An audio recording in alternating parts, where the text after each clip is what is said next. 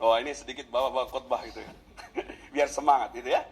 Nah, yang berikutnya, kalau kita menulis artikel ilmiah itu, bisa melakukan itu ternyata bisa diakses secara global. Ada akses secara global, di mana penelitian kita bisa dibaca secara internasional.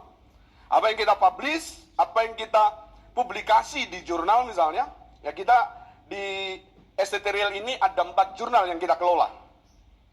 Yaitu jurnal Didache, itu untuk pendidikan agama Kristen, untuk PAK gitu.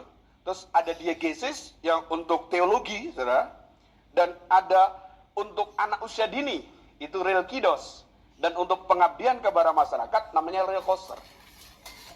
Jadi, ayo saya menghimbau kepada mahasiswa-mahasiswa, ya, baik S1, S2, S3, gunakanlah tempat untuk mewadahi daripada artikel-artikel Bapak Ibu, penelitian Bapak Ibu, ya, belajar untuk submit di tempat OJS kita, gitu ya.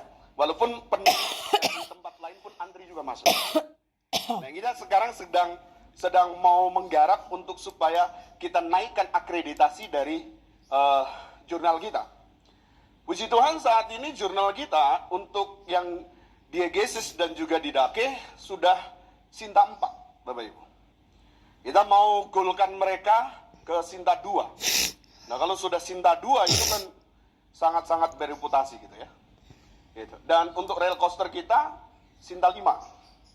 Dan sebentar lagi untuk Real Kidos kita akan akreditasi gitu. Jadi dukung terus untuk ini LPPM supaya terus mengembangkan jurnal kita. Dan ada satu lagi jurnal yang dipercayakan untuk kita kelola, ada jurnal Mantano gitu. Nah, tantangan penelitian dan publikasi yang sering terjadi adalah minimnya kemampuan metodologi. Banyak kita nggak ngerti mulai dari mana untuk meneliti. Ya kan, secara metodologi, ya kita tidak paham apa itu metodologi. Makanan apa itu metodologi gitu kan. Ya. Nah, terus yang berikutnya lagi, tantangan dan penelitian dan publikasi yang berikutnya adalah kesulitan menulis dengan struktur ilmiah. Kadang-kadang kita nulis asal-asalan, serampangan saja gitu kan. Sehingga ini yang membuat ketika kita nulis, terus kita mau submit ke satu jurnal, ya belum disubmit, kadang-kadang kita sudah nggak pede dulu. Kadang disubmit, udah langsung, wah ditolak. Ketika ditolak, udah nggak mau coba lagi. Gitu. Saya itu nulis ditolak berkali-kali. Setiap rumah jurnal itu kan beda-beda. Makanya satu tips yang harus kita ikuti di dalam kita menulis artikel untuk kita mensubmit ke salah satu mungkin jurnal gitu, salah satu rumah jurnal, kita harus melihat yang namanya template mereka. Jadi kita tidak bisa suka-suka. Ya pokoknya saya nulis yang penting, wah ini isinya bagus dan segala macam. Ternyata kita ditolak bukan karena tulisan kita jelek. Tapi karena apa? Karena tulisan kita tidak sesuai dengan template mereka. Itu yang pertama. Yang kedua, kadang tulisan kita tidak sesuai dengan skop mereka. Tidak sesuai dengan yang dimaui oleh jurnal mereka. Nah, kalau misalnya kita nulis tentang pendidikan, gitu, terus kita mau submit di jurnal Diegesis, pasti Om Yabes akan langsung tolak. Bukan karena tulisan Bapak Ibu jelek. Kenapa? Karena tidak sesuai skop. Akses referensi terbatas. Bapak Ibu banyak tulisan-tulisan yang kemudian ditolak karena referensinya itu, kalau sekarang itu ya, referensi yang dibutuhkan, yang diinginkan oleh jurnal-jurnal itu adalah referensi 5 tahun terakhir. 5 sampai 10 tahun terakhir. Ada yang 10 tahun gitu. Jadi 80%-nya mesti 5 sampai 10 tahun terakhir. Nah banyak kadang-kadang kita masukkan pokoknya asal masukkan referensi gitu. Jadi tidak punya manajemen referensinya. Nah akses karena apa? Alasannya referensi kita terbatas. Tadi sudah disampaikan sama Pak Freddy ya. Ada satu rahasia yang begitu luar biasa tersingkap hari ini gitu. Jadi bagaimana kita bisa mendapatkan referensi-referensi itu dengan mudah gitu. Betul? Jadi jangan itu kemudian menjadi alasan kita untuk, aduh aku tidak punya referensi. Dan sebenarnya pakai artificial intelligence itu juga bisa membantu kita untuk kita mencari referensi-referensi atau sumber referensi, Bapak Ibu. Nanti mungkin saya contohkan untuk itu ya.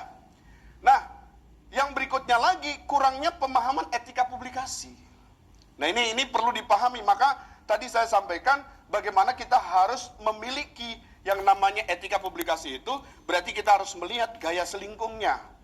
Gaya selingkung dari setiap jurnal yang ada. Ya, sesuai template-nya, sesuai scope-nya, itu adalah etika publikasinya. Ya. Nah, terus berikutnya, mengapa lokakarya ini penting? Kira-kira kenapa lokakarya ini penting? Ada yang bisa kasih jawaban, interaksi kita? Ayo. Kenapa penting dilakukan? Ini penting nggak? Oh, kalau penting apa? Karena kira-kira kenapa ini lokakarya ini penting? Ada yang mau kasih jawaban? Silakan. Mungkin kasih mic. Ayo, kenapa ini penting lokakarya?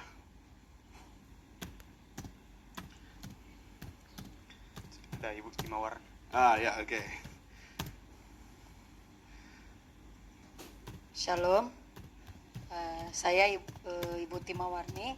Menurut saya lokakarya ini penting supaya kita bisa belajar membuat penelitian dan tidak mengendapkannya, belajar mempublis, belajar juga membandingkan penelitian yang kita buat dan penelitian yang sudah ada untuk memahami gap. Terima kasih. Oke, berikan tepuk tangan. Ya, luar biasa. Ada lagi? Oh ya, satu dari sana ujung. Yang berikutnya menghubungkan penelitian ke publikasi. Dari proposal tadi yang sudah disinggung sama Pak Freddy, ya, bagaimana kita memulai dengan proposal, terus kemudian buat artikel dan kemudian dipublish ke jurnal, gitu, disubmit ke jurnal, gitu. Dan submit itu nanti setelah disubmit nanti akan dilihat oleh editor dari setiap jurnal. Apakah tulisan kita ini kemudian layak atau tidak, gitu. Setelah mungkin sesuai scope mereka, sesuai ini mereka akan ditugaskan kepada reviewer untuk direview, gitu. Biasanya double blind review, ya, artinya kadang sampai 2 reviewer, ya.